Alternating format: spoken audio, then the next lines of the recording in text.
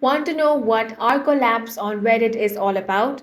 Watch this video till the end to find out. Arcolapse is a subreddit where users discuss the potential decline or collapse of modern civilization. It's not about fictional doomsday scenario.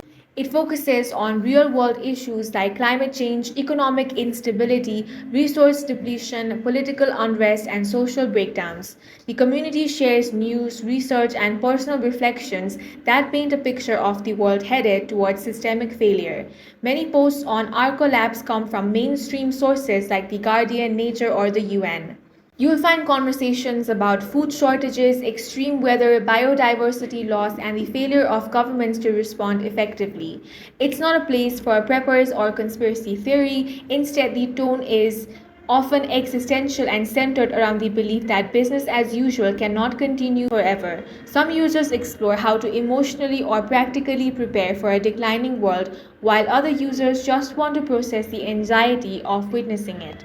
And that's it for this video. If you found it useful, make sure to hit the like button and subscribe for more videos like this.